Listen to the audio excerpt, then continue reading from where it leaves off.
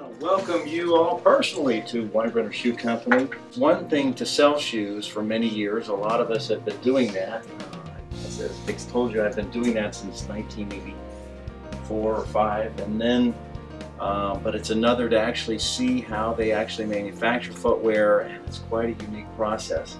When you see there's 125 to 140, 150 steps per style, you go, oh, wow, all the detail that's involved. It's pretty extensive, and I think you'll be very impressed with how well we try to put out the best possible footwear we can. In 2000, we became an ESOP company. So there's about 84 of us to this date, that, along with Dick Martin, John Henson, Matt, myself, from the girl that answers the phone throughout, up to myself as well. There's 84 of us that actually own the company. We don't give a 401k match. If we do well, our stock improves. So every day, everyone is working very, very hard to make sure your footwear is of the quality that we expect. Not what you expect, but we expect.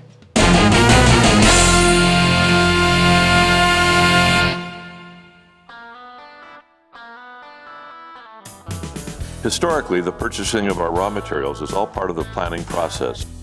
Each supplier will have a different lead time for their materials, and we will work hard to have all the materials needed in the shoe production arriving around the same time.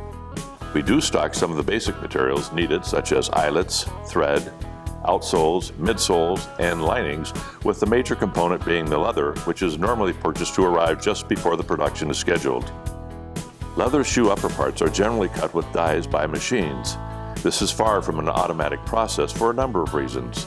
Even the finest piece of leather may be marked with a scar or other blemish marks on the hide, and the person doing the cutting needs to closely inspect the hide to ensure that they have chosen the best part to make the pattern cut. To ensure that the right and left shoe in each pair will match in color, texture, and thickness of leathers, the parts are marked, then sorted into pairs and stamped with identifying numbers. They are then ready for fitting.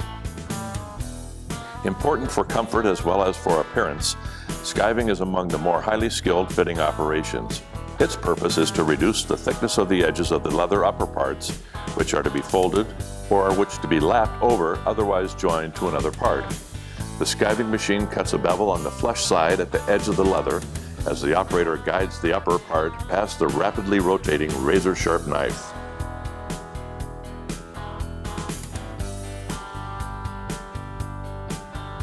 Each shoe manufacturer has a unique way to label their shoes. Here at Thorogood, our labeling consists of the following information: material content, stock number, size, width, case number, date of manufacture, as well as our union logo. The binding process is done to provide a neat, finished top line or other edge. It also helps to ensure comfort and add strength to the overall shoe. Here, the operator begins the process of stitching the many cut parts of the shoe pattern together. This operation is critical to the overall fit of the boot and requires a steady pair of skilled hands, as you can see.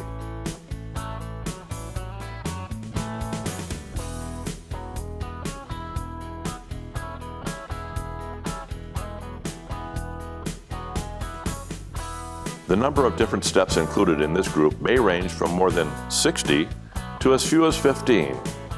In addition to the progressively assembly of the various upper parts by stitching, these fitting room operations require a keen eye for the details involved.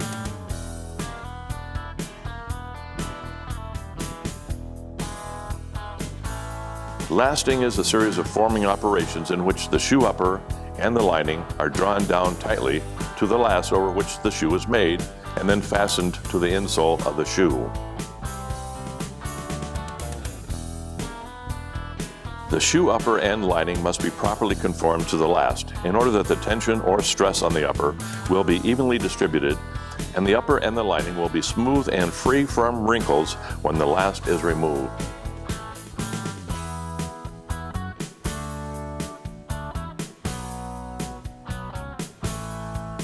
After the surplus upper, box toe, and lining materials are trimmed off as one final operation in the lasting sequence, the Goodyear welt shoe is now ready for welting. The welt strip of leather or other material is sewn to the insole rib with a strong, flexible chain stitch seam called the inseam, which passes through and firmly fastens the welt and upper and the lining to the insole rib.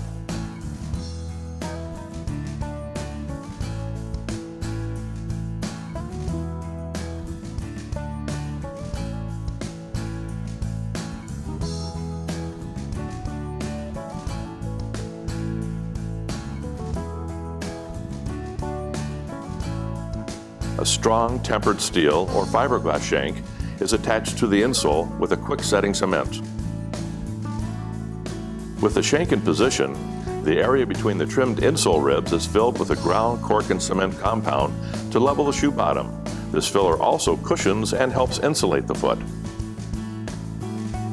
The outsole, which was cemented during the stock fitting sequence, is positioned on the shoe bottom and laid on, and then under hydraulic mechanical pressure, it is bonded to the midsole.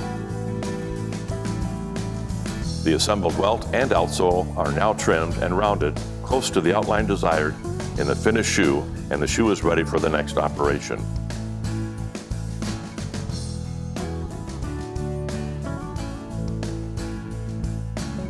While the upper finishing methods vary somewhat, both cement and Goodyear welt shoes are cleaned, finished, polished, and sprayed in preparation for final inspection and packing.